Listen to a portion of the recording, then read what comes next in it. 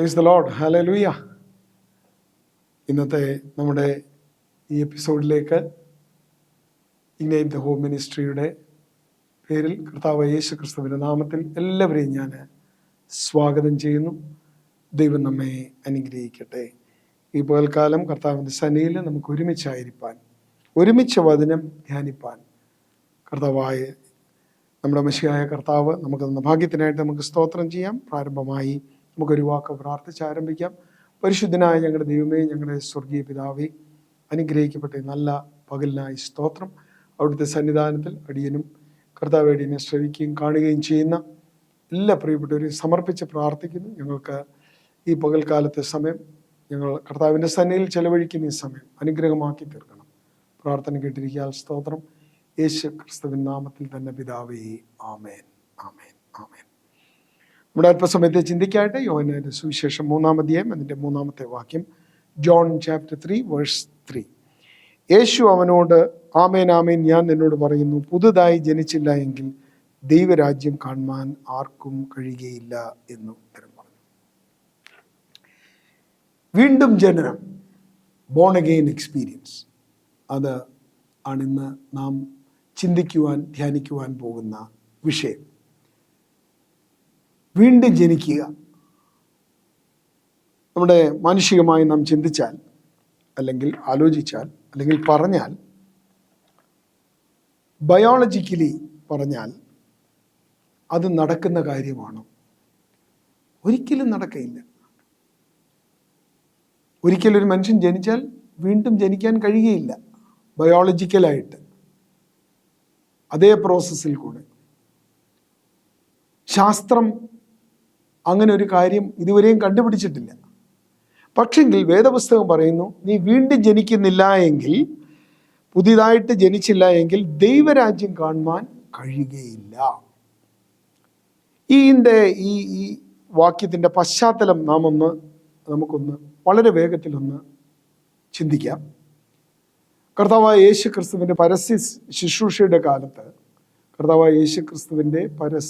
ശുശ്രൂഷയുടെ കാലത്ത് ഒരിക്കൽ ഒരു വ്യക്തി, സന്നദ്ധരീം സംഘം എന്ന് പറയും, അന്ന് യഹൂദന്മാരുടെ ഏറ്റവും അധികാരം കൈകാളുന്ന മത നേതൃത്വത്തിൻ്റെ പേരാണ് സന്നദ്ധരീം സംഘം. അവരാണ് യഹൂദന്മാരുടെ എല്ലാ കാര്യങ്ങളും, മതപരമായ എല്ലാ കാര്യങ്ങളും നിയന്ത്രിച്ചു കൊണ്ടിരുന്നത്.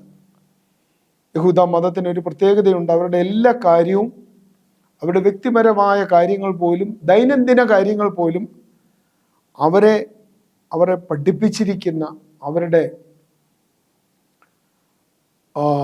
ചുരുളുകളിൽ അല്ലെങ്കിൽ തോറ അല്ലെങ്കിൽ മിഷ്ന ഇതിനകത്ത് എഴുതിയിരിക്കുന്ന അനുസരിച്ച് മാത്രമേ അവർക്ക് ജീവിക്കാൻ പറ്റൂ. അവർ വളരെ സ്ട്രിക്റ്റാണ്. അപ്പോൾ ആ സന്നദ്ധരീം സംഘത്തിൻ്റെ നേതൃനിരയിലുള്ള ഏറ്റവും പ്രമുഖനായ ഒരു വ്യക്തി ഒരു ദിവസം രാത്രിയിൽ ആരും കാണാതെ കർത്താവായ യേശു ക്രിസ്തുവിനെ കാണുവാൻ വന്നു. കാരണം അന്നത്തെ മത നേതൃത്വം കർത്താവായ യേശു ക്രിസ്തുവിൻ്റെ ശുശ്രൂഷയെ അതിനിശിതമായി വിമർശിക്കുകയും എതിർക്കുകയും ചെയ്തുകൊണ്ടിരുന്നൊരു കാലഘട്ടമായിരുന്നു. അപ്പോൾ അതിൻ്റെ നേതൃത്വത്തിൽ ഒരു പ്രമുഖൻ തന്നെ ഇദ്ദേഹത്തെ കാണാൻ വരിക എന്ന് പറഞ്ഞാൽ, അവർ എതിർക്കുന്ന ഒരു വ്യക്തിയെ കാണാൻ വരുന്നതിന് അതൊരു വലിയ വിരോധാഭാസമാണ്. അതിനെ മറികടന്നാണ് ആരും കാണാതെ ഈ വ്യക്തി കർത്താവായ യേശു ക്രിസ്തുവിനെ കാണുവാൻ വന്നത്.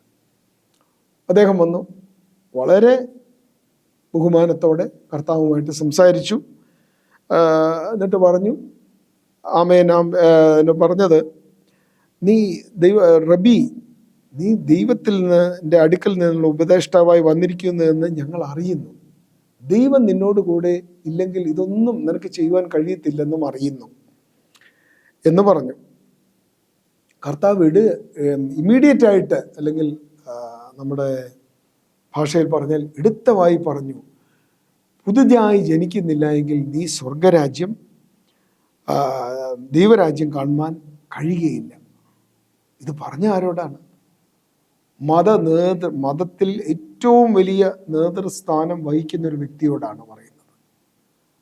അപ്പോൾ വീണ്ടും ജനിക്കുക എന്നുള്ള കാര്യം ആ വ്യക്തി, അദ്ദേഹത്തിൻ്റെ പേരായിരുന്നു നിക്കോദിമോസ്, അദ്ദേഹത്തിൻ്റെ ജീവിതത്തിൽ ആദ്യമായിട്ട് കേൾക്കുകയാണ്. അപ്പോൾ അദ്ദേഹം തിരിച്ച് കർത്താവിനോടൊരു ചോദ്യം ചോദിക്കുന്നുണ്ട്. മനുഷ്യൻ വൃദ്ധനായ ശേഷം ജനിക്കുന്നത് എങ്ങനെ? ഒരു സ്വാഭാവിക ചോദ്യമായല്ലേ? പ്രായമായി കഴിഞ്ഞാൽ പിന്നെ അവൻ എങ്ങനെ ജനിക്കുന്നേ? അദ്ദേഹം എൻ്റെ ആ പ്രോസസ്സിങ് ഇങ്ങനെയാണ്, ഇങ്ങനെ നടക്കുമോ എന്നൊന്ന് ചോദിക്കുന്നു. കർത്താവ് പറഞ്ഞു, അങ്ങനെയല്ല, അവൻ വീണ്ടും ജനനം പ്രാപിക്കണം, ആത്മാവിൽ ജനനം പ്രാപിക്കണം. നാം ഇന്ന് ചിന്തിക്കുന്ന ഈ വാക്യം വീണ്ടും ജനിക്കാത്ത എല്ലാ വ്യക്തികളോടുമുള്ളൊരു ചോദ്യമാണ്. പ്രിയ സഹോദര സഹോദരി, നിന്റെ ജീവിതത്തിൽ ഒരു വീണ്ടും ജനനം ഉണ്ടായിട്ടുണ്ടോ? അതായത് പഴയ മനുഷ്യനെ ഉപേക്ഷിച്ച് പുതിയ മനുഷ്യനെ ധരിക്കുന്ന ഒരു അനുഭവം. പഴയതിനെ എല്ലാം വിട്ടുകളഞ്ഞ് നമ്മുടെ ജീവിതത്തിൽ ഉള്ള എല്ലാ സ്വഭാവങ്ങളും, നമ്മുടെ ചേഷ്ടകളും, നമ്മുടെ ചിന്തകളും, നമ്മുടെ സമീപനങ്ങളും എല്ലാം വിട്ടുകളഞ്ഞിട്ട് ഒരു പുതിയ ജീവിതം ആരംഭിക്കുവാൻ തയ്യാറാണോ? കർത്താവ് യേശു ക്രിസ്തു ആ നേതൃത്വ സ്ഥാനത്തിരിക്കുന്ന മനുഷ്യനോട് പറയുകയാണ്, നീ വീണ്ടും ജനിക്കണം, അല്ലെങ്കിൽ നീ ദൈവരാജ്യം നിനക്ക് കാണുവാൻ കഴിയുകയില്ല. അപ്പം എപ്പോഴും നാം ഒരു കാര്യം മനസ്സിലാക്കണം. ഇവിടുത്തെ കോണ്ടെക്സ്റ്റ് എന്താണെന്ന് നമ്മളൊന്ന് ചിന്തിച്ചാൽ, ദൈവരാജ്യവും ദൈവവുമായിട്ട് നല്ല ബന്ധം പുലർത്തുന്നു എന്ന് ചിന്തിക്കുന്ന ആളുകളാണ് ഈ മത നേതൃത്വം. അവർക്ക് ഡയറക്റ്റ് ആക്സസ് ഉണ്ടെന്നുള്ള രീതിയിലാണ് അവരെപ്പോഴും ജീവിച്ചുകൊണ്ടിരുന്നത്. അല്ലെങ്കിൽ ഒരു പക്ഷേ അവർ അവരെ തന്നെ വിശ്വസിപ്പിച്ചുകൊണ്ടിരുന്നത്. ഇന്ന് പലപ്പോഴും നമ്മുടെ വ്യക്തിപരമായ ജീവിതം ചിന്തിച്ചു നോക്കി, അങ്ങനെയൊക്കെ തന്നെ അല്ലേ? പലരും നാം വിചാരിക്കും, ഞാൻ പള്ളിയിൽ പോകുന്നുണ്ട്, അല്ലെങ്കിൽ ഞാൻ ആരാധനയ്ക്ക് പോകുന്നുണ്ട്, ഞാൻ ഇന്ന കാര്യങ്ങളൊക്കെ ചെയ്യുന്നുണ്ട്, ഞാൻ ഇന്ന നന്മ പ്രവൃത്തികൾ ചെയ്യുന്നുണ്ട്, എൻ്റെ പ്രവൃത്തിയിലൊക്കെയും ഞാൻ തെറ്റൊന്നും ചെയ്യാറില്ല, തെറ്റായ കാര്യങ്ങളൊന്നും ഞാൻ ചിന്തിക്കാറില്ല. പക്ഷെങ്കിൽ ദൈവത്തിൻ്റെ വചനം, ദൈവത്തിൻ്റെ പരിശുദ്ധാത്മാവ് നമ്മോട് ചോദിക്കുന്നൊരു ചോദ്യമുണ്ട്. നീ വീണ്ടും ജനനം പ്രാപിച്ച വ്യക്തിയാണോ? നീ യേശു ക്രിസ്തുവിനെ കർത്താവും രക്ഷിതാവുമായി സ്വീകരിച്ച വ്യക്തിയാണോ? യേശു ക്രിസ്തുവുമായിട്ടുള്ള നിന്റെ ബന്ധം ഒരു വ്യക്തിബന്ധമാണോ? അതോ എല്ലാവരും വിശ്വസിക്കുന്ന കൂട്ടത്തിൽ, അല്ലേ എൻ്റെ മാതാപിതാക്കൾ വിശ്വസിച്ചു അതുകൊണ്ട് ഞാനും ആ കൂട്ടത്തിൽ അങ്ങ് പോകുന്നു എന്നാണോ? അങ്ങനെയാണെങ്കിൽ ഈ പകൽക്കാലം നമുക്ക് അതൊന്ന് മാറ്റി ചിന്തിക്കാം. ഒരു പുതിയ അനുഭവത്തിലേക്ക് നമുക്ക് കടന്നു വരാം. ഒരു പുതിയ ജീവിതത്തിലേക്ക് നമുക്ക് കാലെടുത്ത് വെക്കാം. അപ്പോസ്തലനായ യോഹന്നാൻ ഈ ലേഖനത്തിൽ, യോഹന്നാന്റെ സുവിശേഷത്തിൽ വളരെ വ്യക്തമായി അത് പറയുന്നുണ്ട്. കർത്താവായ യേശു ക്രിസ്തുവിന്റെ പരസ്യ ശുശ്രൂഷയുടെ കാലത്ത് സംഭവിച്ച കാര്യങ്ങളാണ് യോഹന്നാന്റെ സുവിശേഷത്തിൽ വളരെ വ്യക്തമായി പറയുന്നത്. കർത്താവായ യേശു ക്രിസ്തുവിന്റെ ദൈവികത്വം എത്ര വിലപ്പെട്ടതെന്ന് ഈ സുവിശേഷത്തിൽ വളരെ വ്യക്തമായി എടുത്തു കാണിക്കുന്നുണ്ട്. ഈ നിക്കോദിമോസ് എന്ന് പറയുന്ന ഈ വ്യക്തി രണ്ടാമത് ചോദിക്കുന്ന ചോദ്യമാണ്, മനുഷ്യൻ വൃദ്ധനായ ശേഷം ജനിക്കുന്നത് എങ്ങനെ? രണ്ടാമതും അമ്മയുടെ ഉദരത്തിൽ കിടന്ന് ജനിക്കാമോ എന്ന് ചോദിച്ചു. അതൊരു ന്യായമായ ചോദ്യമാണ്. അതൊരു റിബല്യസ് ക്വസ്റ്റ്യൻ ഒന്നുമല്ല. ചോദ്യം ചെയ്ത് കർത്താവിനെ കുരുക്കാനൊന്നും വന്നതല്ല. പക്ഷെ ന്യായമായൊരു ചോദ്യം. ഈ പകൽക്കാലം പ്രിയ സഹോദര സഹോദരി, നിന്റെ മനസ്സിലും അങ്ങനെ ചോദ്യം ഉണ്ടായിരിക്കാം. അല്ലെങ്കിൽ എന്നെ ഇപ്പോൾ കേട്ടപ്പോൾ തന്നെ അത് അങ്ങനെ ഒരു ചിന്ത മനസ്സിൽ വന്നു കാണുമായിരിക്കാം.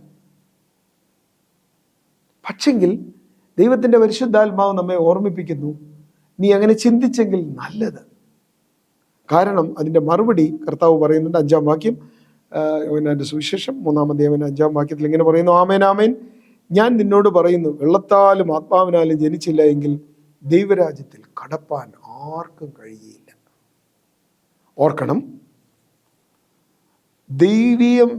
ദൈവരാജ്യവുമായി സംബന്ധിച്ച, അല്ലെങ്കിൽ സ്വർഗവുമായി സംബന്ധിച്ച, അല്ലെങ്കിൽ ദൈവികമായ വിഷയങ്ങൾ സംബന്ധിച്ച എല്ലാ കാര്യങ്ങളും ബൈ ഹാർട്ടായിട്ട് മനഃപ്പാഠമാക്കി വെച്ചിരിക്കുന്ന ആളുകളായിരുന്നു സന്നദ്ധരിയും സംഘത്തിലെ ഓരോ അംഗങ്ങളും. അത് നമ്മൾ മനസ്സിലാക്കണം. അപ്പം അവർക്കറിയാൻ വയ്യാത്ത ഒരു കാര്യവുമില്ല. കർത്താവ് ചോദിച്ചു, നീ യഹൂദന്മാരുടെ പ്രമാണിയായിരിക്കെ ഇത് നിനക്കറിയില്ലേ? നമ്മുടെ വ്യക്തിപരമായ ജീവിതത്തിൽ നാം ആത്മീയ വിഷയങ്ങളിലൊക്കെയും പങ്കുകൊള്ളുന്നുണ്ടായിരിക്കാം. അതിലൊത്തിരിയും നാം സജീവ പ്രവർത്തകരായിരിക്കാം. പല നല്ല കാര്യങ്ങളും ചെയ്യുന്നുണ്ടായിരിക്കാം. ദൈവത്തിൻ്റെ പരിശുദ്ധാത്മാവ് നമ്മോട് ഈ പകൽക്കാലം ചോദിക്കുന്നു, നീ ഒരു പ്രമാണിയായിരിക്കെ, നീ ഒരു ലീഡർഷിപ്പിലുള്ള വ്യക്തിയായിരിക്കെ ഇത് നിനക്കറിയില്ലേ? സാധാരണ രീതിയിൽ അങ്ങനെ പദവികളൊക്കെ വഹിക്കുന്നവരോട് അങ്ങനെ ചോദ്യങ്ങൾ ചോദിച്ചാൽ എന്നെ കൂടുതൽ ഇദ്ദേഹം പഠിപ്പിക്കണ്ട എന്ന് പറഞ്ഞേനെ. പക്ഷെങ്കിൽ നിക്കോദിമോസ് കാണിക്കുന്ന ആ ഒരു വലിയ താഴ്മയുടെ ഭാവം ഈ പകൽക്കാലം നമുക്ക് ഏറ്റെടുക്കാമോ? ആ താഴ്മയോടുകൂടെ നമുക്ക് ദൈവസന്നിധിയിൽ ഒന്ന് സമർപ്പിച്ചു കൊടുക്കാമോ? കർത്താവേ, ആ ഒരു അനുഭവം ഇന്നുവരെയും എനിക്ക് വന്നിട്ടില്ല എന്നൊന്ന് പറയാമോ? നിക്കോദിമോസ് പറഞ്ഞത് എങ്കിലും ദൈവത്തിൻ്റെ രാജ്യത്തിൽ കടപ്പാൻ, അവിടെ പറഞ്ഞത് വെള്ളത്താലും ആത്മാവിനാലും ജനിച്ചില്ല എങ്കിൽ ദൈവരാജ്യത്തിൽ കടപ്പാൻ ആർക്കും കഴിയുകയില്ല എന്ന് കർത്താവ് പറയുക. അത് കഴിഞ്ഞ് കർത്താവ് ഒരു കാര്യം കൂടെ പറഞ്ഞു, ജഡത്താൽ ജനിച്ചത് ജഡമാകുന്നു, ആത്മാവിനാൽ ജനിച്ചത് ആത്മാവാകുന്നു. നിങ്ങൾ പുതുതായി ജനിക്കണമെന്ന് ഞാൻ നിങ്ങളോട് പറയുകയാൽ ആശ്ചര്യപ്പെടരുത്. ഈ പകൽക്കാലം ആ വിഷയത്തിൽ അത്ഭുതപ്പെടേണ്ട കാര്യമൊന്നുമില്ല. പ്രിയ സഹോദര സഹോദരി, പുതുതായി ജനിക്കേണ്ടത് ഒരു ദൈവ ഇഷ്ടമാണ്. കാരണം പുതുതായി ജനിച്ചാൽ മാത്രമേ നാം പുതു സൃഷ്ടിയായി മാറുകയുള്ളൂ. പഴയ മനുഷ്യനെയും കൊണ്ട് ദൈവികമായ ഒരു കാര്യത്തിലും നാം ഇരിക്കേണ്ടത് ആവശ്യമെന്ന് ദൈവത്തിൻ്റെ പരിശുദ്ധാത്മാവ് ഓർമ്മിപ്പിക്കുന്നു. നീ ദൈവത്തെ ഭയപ്പെടുന്ന ഒരു വ്യക്തിയാണെങ്കിൽ ദൈവസന്നിധിയിൽ സമർപ്പിച്ചു കൊടുക്കുവാൻ ദൈവം നിങ്ങളെ ഓരോരുത്തരെയും സഹായിക്കട്ടെ. ഈ നിക്കോദിമോസിന്റെ ചരിത്രം നാം പഠിച്ചാൽ കർത്താവായ യേശു ക്രിസ്തുവിൻ്റെ പീഡാനുഭവം, മരണം, അതിനുശേഷം കർത്താവിൻ്റെ ശരീരം അടക്കം ചെയ്യുവാൻ ഒരു വ്യക്തി മുമ്പോട്ട് കടന്നു വന്നു. ശിഷ്യന്മാർക്ക് ആർക്കും ധൈര്യമില്ലായിരുന്നു. കർത്താവിനോട് കൂടെ നടന്നവരെ 3.5 വർഷം കർത്താവിൻ്റെ എല്ലാ ശുശ്രൂഷകളും കണ്ട് അറിഞ്ഞ് അനുഭവിച്ചവരാണ്. കർത്താവ് ചെയ്ത അത്ഭുതങ്ങൾ കണ്ടവരാണ്. നിക്കോദിമോസിന് അങ്ങനെ കൂടെ നടന്ന എക്സ്പീരിയൻസ് ഒന്നും കാണത്തില്ല എന്ന് ഞാൻ പൂർണ്ണമായി വിശ്വസിക്കുന്നു. കർത്താവിൻ്റെ ശരീരം മാന്യമായി അടക്കം ചെയ്യുവാൻ ആദ്യമായി ചെന്ന് അവിടുത്തെ ഗവർണറായ പീലാത്തോസിനോട് ചോദിച്ചത് അവിടുത്തെ ഒരു മന്ത്രിസഭയിലെ ഒരു ഉന്നത സ്ഥാനം വഹിക്കുന്ന ഒരു വ്യക്തിയായിരുന്നു, അരിമത്തിയയിലെ യോസഫ്.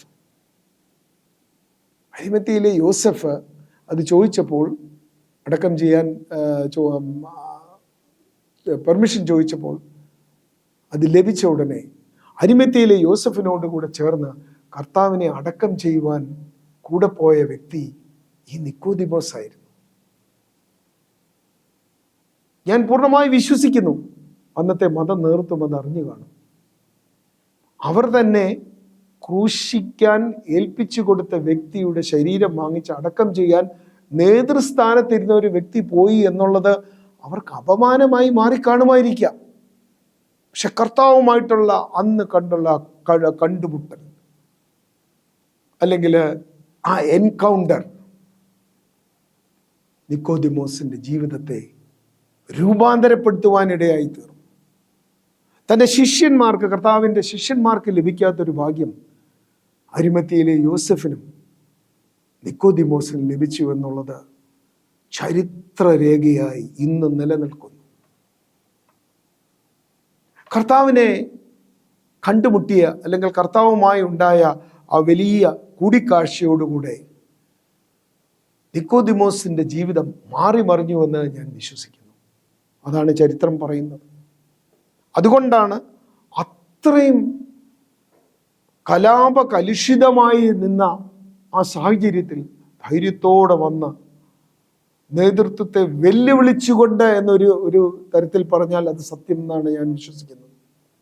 നേതൃത്വ നിരകളെ വെല്ലുവിളിച്ചുകൊണ്ട് നിക്കോദിമോസ് വന്ന് നീതിമാനായ ദൈവത്തിൻ്റെ പുത്രൻ അവൻ്റെ ശരീരം അടക്കം ചെയ്യുവാൻ കടന്നു വന്നത്.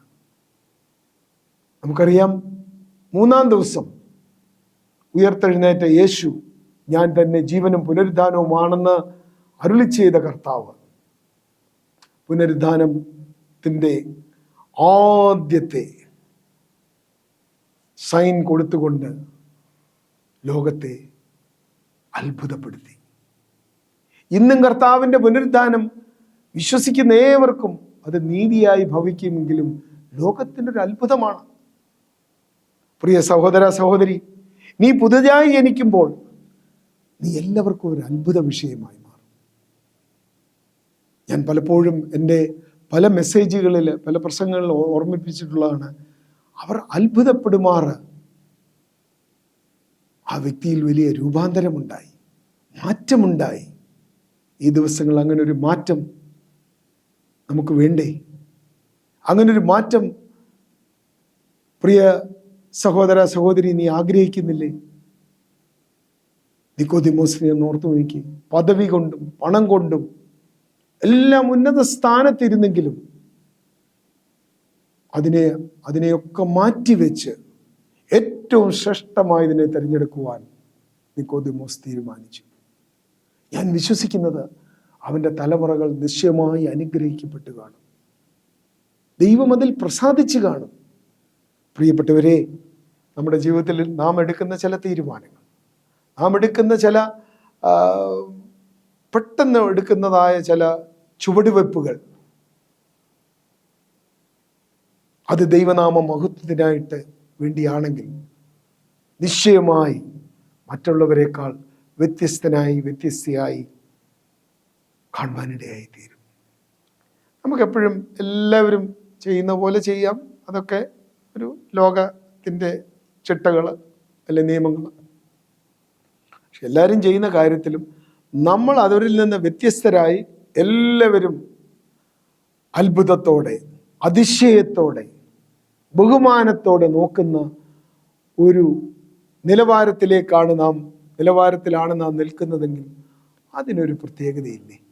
നമ്മളെല്ലാവരും ആഗ്രഹിക്കുന്ന നമുക്ക് നല്ല പേര് കിട്ടണം, നമ്മൾ നല്ല രീതിയിൽ കാര്യങ്ങൾ ക്രമീകരിക്കപ്പെടണം, നമ്മൾ മാന്യരായിട്ട് എല്ലാവരും നമ്മെ അംഗീകരിക്കണം. നമുക്കെല്ലാവർക്കും ആഗ്രഹമുള്ള കാര്യമാണ്. അരിമത്തിയിലെ യോസെഫ് ആ സന്നിധിയും സംഘത്തിൻ്റെ നേതൃത്വത്തിൽ ഇരിക്കുമ്പോൾ തന്നെ അവരെ ധിക്കരിച്ചുകൊണ്ട് ചെയ്തത് പൊതുവായിട്ട് ചിലപ്പോൾ ആരും അതിനെ അംഗീകരിച്ച് കാണത്തില്ലായിരിക്കും. പക്ഷെ നമ്മെ അംഗീകരിക്കുന്ന ഒരു ദൈവം, നമ്മെ അംഗീകരിക്കുന്ന ഒരു സ്വർഗമുണ്ട്. അതാണ് നമ്മുടെ ജീവിതത്തിൽ ഇമ്പോർട്ടൻ്റ് ആയിട്ട് നാം ഏറ്റെടുക്കേണ്ടത്. ജീവിതത്തിൽ എപ്പോഴും നാം എടുക്കുന്ന തീരുമാനം സ്വർഗം സന്തോഷിക്കുന്നതായിരിക്കണം. അപ്പോഴാണ് നാം വ്യത്യസ്തരായിത്തീരുന്നത്. കർത്താവായ യേശു ക്രിസ്തു തിരുവായി മൊഴിഞ്ഞ് അരുളി ചെയ്തപ്പോൾ ഇങ്ങനെ പറഞ്ഞു, വയലിലെ താമരയെ നോക്കുവിൻ, എത്ര ശ്രേഷ്ഠമായിട്ട് അതിനെ ചമച്ചിരിക്കുന്നു. കാക്കകളെ നോക്കുവിൻ, അവ വിതയ്ക്കുന്നില്ല, കൊയ്യുന്നില്ല, കളപ്പുരയിൽ കൂട്ടിവെക്കുന്നില്ല, എങ്കിലും ദൈവം അവർക്കുള്ള എല്ലാം കരുതുന്നു. കർത്താവ് ചോദിച്ചു, അല്പവിശ്വാസി, നിന്നെ എത്ര ശ്രേഷ്ഠകരമായി ഞാൻ നിർമ്മിച്ചിരിക്കുന്നു. വയലിലെ താമരയും ആകാശത്തിലെ പറവുകളെയും പോറ്റി പുലർത്തുന്നെങ്കിൽ എൻ്റെ രൂപസാദൃശ്യത്തിൽ ഞാൻ സൃഷ്ടിച്ച നിന്നെ എത്രയധികം. ഒന്നാലോചിച്ച് ചോദിക്കേ, നമ്മെ എത്രയധികമായി നമ്മെ സ്നേഹിക്കുന്ന കർത്താവിന് വേണ്ടി നമ്മുടെ ജീവിതമൊന്ന് സമർപ്പിച്ചു കൊടുത്താൽ എന്തൊരു അനുഗ്രഹമായിരിക്കും, എന്തൊരു സമാധാനം നമുക്ക് അനുഭവിക്കുവാൻ കഴിയും. 4-ാമത്തെ സങ്കീർത്തനക്കാരൻ ദാവീദ് ഇങ്ങനെ എഴുതി, ധാന്യവും വീഞ്ഞും വർദ്ധിച്ചപ്പോൾ അവർക്കുണ്ടായതിലും അധികം സന്തോഷം ദൈവമേ നീ എനിക്ക് നൽകിയിരിക്കുന്നു. അതായത് ആ കാലഘട്ടത്തിലെ ഏറ്റവും ധനാഢ്യരായ മനുഷ്യർ അവർ കൂടുതൽ അവരുടെ സമ്പത്ത് വർദ്ധിപ്പിച്ചതിനേക്കാളും സന്തോഷം കർത്താവേ നീ എനിക്ക് നൽകിയിരിക്കുന്നു. എൻ്റെ അടുത്ത വാക്യം ഇങ്ങനെയാണ്, ഞാൻ സമാധാനത്തോടെ കിടന്നുറങ്ങും. അതാ ഇന്ന് ആവശ്യം. ഇന്ന് ലോകത്തിൽ നാം മാധ്യമങ്ങൾ, പത്രങ്ങൾ, TV, സോഷ്യൽ മീഡിയ ഏതെടുത്താലും സമാധാനമില്ല. അപകടങ്ങൾ, അത്യാഹിതങ്ങൾ, അക്രമങ്ങൾ, അനിഷ്ടമായ കാര്യങ്ങൾ, അനീതി, ഇതെല്ലാം വരുമ്പോൾ നാം ആഗ്രഹിക്കുന്ന ഒന്നുണ്ട്, അയ്യോ എനിക്ക് സമാധാനത്തോടൊന്ന് ജീവിക്കാൻ പറ്റിയെങ്കിൽ. ഇല്ലേ? സങ്കീർത്തനക്കാരനായ ദാവീദ് ഇങ്ങനെ പറയുന്നു, ഞാൻ സമാധാനത്തോടെ കിടന്നുറങ്ങും. അത് കഴിഞ്ഞ് ഇങ്ങനെ പറയുന്നുണ്ട്, നീയല്ലോ യഹോവേ എന്നെ നിർഭയം വസിക്കുമാറാക്കും. സമാധാനം മാത്രം പോരാ, ഭയമില്ലാതെ നിർഭയം വസിക്കുമാറാക്കുന്ന ആ ദൈവിക സാന്നിധ്യത്തിനായിട്ട് നമുക്ക് ഈ പകൽക്കാലം ഒന്ന് പ്രാർത്ഥിക്കാം. നമ്മുടെ ജീവിതത്തിൽ എപ്പോഴും നമുക്ക് ആവശ്യമുള്ളത് ഒരു സമാധാനമാണ്, ഒരു സന്തോഷമാണ്, ധൈര്യമാണ്. കർത്താവ് നമ്മോട് കൂടെ ഉണ്ടെങ്കിൽ നാം ഒന്നിനെക്കുറിച്ചും ഭയപ്പെടേണ്ട. അവൻ ഉറപ്പുള്ള ഗോപുരം, ക്രിസ്തുവാകുന്ന പാറമേൽ നാം പണിയപ്പെടുന്നെങ്കിൽ, പ്രിയ സഹോദര സഹോദരി, നാം വീണു പോകുകയില്ല, നാം തകർന്നു പോകുകയില്ല. കാറ്റതിന്മേൽ അടിക്കട്ടെ, പെരുമാനി ചൊരിയട്ടെ, പക്ഷെങ്കിൽ അതിൻ്റെ അടിസ്ഥാനം ക്രിസ്തുവാണ്, യേശു ക്രിസ്തുവാണ്. യേശു ക്രിസ്തു എന്ന പാറമേൽ പണിതിട്ടുള്ള ഒന്നും തന്നെ തകർന്നു പോയിട്ടില്ല. അതെപ്പോഴും അത് ശക്തമായിരിക്കും. യോഹന്നാന്റെ സുവിശേഷത്തിൽ നാം വായിച്ചതുപോലെ, നിങ്ങൾ പുതുതായി ജനിക്കണമെന്ന് ഞാൻ നിങ്ങളോട് പറയുകയാൽ ആശ്ചര്യപ്പെടരുത്. 9-ാമത്തെ വാക്യത്തിൽ നിക്കോദെമോസ് ഇങ്ങനെ പറയുന്നുണ്ട്, അവനോട് ഇതെങ്ങനെ സംഭവിക്കും എന്ന് ചോദിച്ചതിന് യേശു അവനോട് ഉത്തരം പറഞ്ഞത്, നീ ഇസ്രായേലിന്റെ ഉപദേഷ്ടാവായിരുന്നിട്ടും ഇത് അറിയുന്നില്ലയോ? പ്രിയ സഹോദര സഹോദരി, എനിക്ക് നിന്നോട് ചോദിക്കുവാനുള്ള ഒരു ചോദ്യം ഇതാണ് ഈ പകൽക്കാലം. ഈ സ്ഥാനത്തൊക്കെയും ഇരുന്നിട്ട്, ഇത്രയുമൊക്കെ പഠിച്ചിട്ട് വീണ്ടും ജനനം എന്തെന്ന് നിനക്ക് അറിയുകയില്ലയോ? ഈ പകൽക്കാലം ഒരു തീരുമാനത്തിലേക്ക് നമുക്ക് എത്താമോ? നമ്മെ തന്നെ ഒന്ന് താഴ്ത്തി സമർപ്പിച്ചു കൊടുക്കാമോ? കർത്താവേ, എനിക്ക് വീണ്ടും ജനിക്കണം, എനിക്ക് പുതുതായി ജനിക്കണം, എനിക്കൊരു പുതിയ സൃഷ്ടിയായി തീരണം. എനിക്ക് മറ്റുള്ളവരിൽ നിന്ന് വ്യത്യസ്തമായ, ദൈവത്തിന് പ്രസാദകരമായ നല്ലൊരു ജീവിതം ജീവിപ്പാൻ എന്നെ ഒന്ന് സഹായിക്കണമേ. നമ്മുടെ പ്രാർത്ഥന അത് തന്നെ ആയിരിക്കട്ടെ. സങ്കീർത്തനക്കാരൻ ഇങ്ങനെ പറയുന്നുണ്ട്, യഹോവയിൽ തന്നെ രസിച്ചു കൊള്ളുക, അവൻ എൻ്റെ ഹൃദയത്തിലെ നല്ല ആഗ്രഹങ്ങളെ നിനക്ക് സാധിപ്പിച്ചു തരും. അപ്പൊ ദൈവത്തിൽ തന്നെ ഒന്ന് രസിപ്പാൻ, ദൈവത്തിലൊന്ന് ആനന്ദിപ്പാൻ, ദൈവത്തിലൊന്ന് സന്തോഷിപ്പാൻ, ദൈവനാമം മഹത്വപ്പെടുവാൻ, അതിൽ കൂടെ നാം അനുഗ്രഹം പ്രാപിപ്പാൻ, ഭൗതിക നന്മകൾ മാത്രമല്ല ആത്മീക നന്മകൾ. അപ്പോസ്തലനായ പൗലോസ് ഒരിക്കൽ ഇങ്ങനെ പറഞ്ഞു, സ്വർഗത്തിലെ സകല ആത്മീയ അനുഗ്രഹങ്ങളാലും നമ്മെ അനുഗ്രഹിച്ചിരിക്കുന്ന യേശു ക്രിസ്തുവിൻ്റെ പിതാവാൻ ദൈവം. സ്വർഗത്തിലെ സകല ആത്മീയ അനുഗ്രഹങ്ങൾ, സ്വർഗത്തിലെ അനുഗ്രഹങ്ങളാണ് ഈ ലോകം മുഴുവൻ അനുഭവിക്കുന്ന നന്മകൾ, അല്ലേ? ദൈവം സൃഷ്ടിച്ച അല്ലാതെ എന്തുണ്ട് ഈ ലോകത്തിൽ? ഏത്തിസ്റ്റുകളൊക്കെ പറയും അങ്ങനല്ല ഇങ്ങനല്ല, അത് ഇങ്ങനെ എവല്യൂഷൻ കൊണ്ട് ഉണ്ടായി, അതുകൊണ്ടുണ്ടായി, ഇത് പലതും കൊണ്ട് സംഭവിച്ചു എന്നവർ പറയുമ്പോൾ നമുക്ക് പറയുവാൻ കഴിയുന്ന ഒരു കാര്യമുണ്ട്, ഇതിൻ്റെ എല്ലാം സൃഷ്ടാവ് സ്വർഗസ്ഥനായ എൻ്റെ പിതാവ്, സ്വർഗസ്ഥനായ നമ്മുടെ ദൈവം. ഒരു പാട്ടുകാരൻ ഇങ്ങനെ പറഞ്ഞു, അവൻ എൻ്റെ രക്ഷകൻ, അവൻ എനിക്കുള്ളവൻ, ബലമുള്ള ഗോപുരം, ആപത്തിൽ സങ്കേതം, അവൻ്റെ ചാരെ ഓടി അണയുന്ന എല്ലാവർക്കും ആശ്വാസം അനുദിനം കൊടുക്കുമെന്ന്. ആ പാട്ട് എവിടെയെങ്കിലും ആരെങ്കിലും കേട്ടെങ്കിൽ ഈ മെസ്സേജ് കഴിയുമ്പോഴൊന്ന് പാടി ആശ്വസിച്ചാട്ടെ. അവൻ എൻ്റെ രക്ഷകൻ, അവൻ എനിക്കുള്ളവൻ, ബലമുള്ള ഗോപുരം, ആപത്തിൽ സങ്കേതം. യേശുവിനെ വേണമോ? യേശുവിനെ രക്ഷിതാവായി സ്വീകരിക്കുവാൻ തയ്യാറാണോ? കർത്താവായ യേശു ക്രിസ്തുവിൽ വിശ്വസിക്കുക, എന്നാൽ നീ നിന്റെ കുടുംബവും രക്ഷ പ്രാപിക്കുമെന്നാണ് അപ്പോസ്തലനായ പൗലോസ് പറഞ്ഞത്. അപ്പോസ്തലനായ പൗലോസ് പറഞ്ഞത്, കർത്താവായ യേശു ക്രിസ്തുവിൽ വിശ്വസിക്കുക, എന്നാൽ നീയും നിന്റെ കുടുംബവും രക്ഷ പ്രാപിക്കും.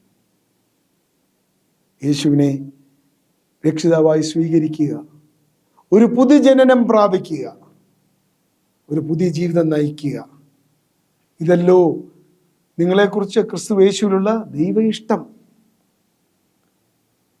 സങ്കീർത്തനക്കാരനോട് ചേർന്ന് ഈ പകൽക്കാലം പറയുവാൻ കഴിയുമോ? ഞാൻ സമാധാനത്തോടെ കിടന്നുറങ്ങും, ഞാൻ സമാധാനത്തോടെ ആയിരിക്കും, സമാധാനത്തിൻ്റെ ദൈവം എന്നോട് കൂടിയിരിക്കും. ഈ ദൈവത്തെ എനിക്ക് വേണം. ഈ ദൈവവുമായിട്ട് അറ്റുപോകാത്തൊരു ബന്ധത്തിലേക്ക് എനിക്ക് കടന്നു വരണം. ഒരു പുതുജന്മം എനിക്ക് പ്രാപിക്കണം. ഈ പകൽക്കാലം അതിനായി ദൈവം നമ്മെ ഒരുക്കട്ടെ. അതിനായിട്ട് ദൈവം നമ്മെ സഹായിക്കട്ടെ. ഈ വചനം കേട്ട എല്ലാവർക്കും ഈ പകൽക്കാലം ഒരു പുതിയ അനുഭവത്തിലേക്ക് കടന്നു വരുവാൻ ദൈവം നമ്മെ സഹായിക്കട്ടെ. അതിനായിട്ട് നമ്മെ തന്നെ ദൈവങ്ങൾ താഴ്ത്തി സമർപ്പിച്ചു കൊടുക്കാം. എപ്പോഴും ഒരു പുതുക്കത്തിൻ്റെ അനുഭവത്തിലേക്ക് വരുവാൻ ദൈവം നിങ്ങളെ ഏവരെയും സഹായിക്കട്ടെ. അതിനായിട്ട് ഈ പകൽക്കാലം ഒന്ന് സമർപ്പിച്ചു കൊടുത്ത് നമുക്ക് ഒരുമിച്ച് പ്രാർത്ഥിക്കാം. കർത്താവേ, ഞങ്ങളുടെ സ്വർഗീയ പിതാവേ, പരിശുദ്ധനായ ദൈവമേ, ഞങ്ങളുടെ സൃഷ്ടിതാവാം കർത്താവേ, അവിടുത്തെ പാദപീഠത്തിൽ ഞങ്ങളെ തന്നെ ഒന്ന് സമർപ്പിക്കുന്നു. കർത്താവേ, ഈ പകൽക്കാലം ഈ വചനം കേട്ട ആരെങ്കിലും കർത്താവിനെ രക്ഷിതാവായി സ്വീകരിക്കാതുണ്ടെങ്കിൽ ഒരു പുതിയ ജനനം പ്രാപിപ്പാൻ കർത്താവരെ സഹായിക്കണമേ എന്ന് ഞങ്ങൾ ഒരുമിച്ച് പ്രാർത്ഥിക്കുന്നു. ഇത് അവരുടെ ജീവിതത്തിൽ അനുഗ്രഹമായി, നന്മയായി, നീതിയായി കണക്കിടണം. ഞങ്ങളുടെ പ്രാർത്ഥന അവിടുന്ന് കേട്ടിരിക്കിയാൽ സ്തോത്രം. യേശു ക്രിസ്തുവിൻ നാമത്തിൽ അപേക്ഷിക്കുമ്പോൾ കേൾക്കണമേ സ്വർഗീയ പിതാവേ. ആമേൻ, ആമേൻ, ആമേൻ. കർത്താവ് നിങ്ങളെല്ലാവരെയും ധാരാളമായി സമൃദ്ധിയായി അനുഗ്രഹിക്കട്ടെ.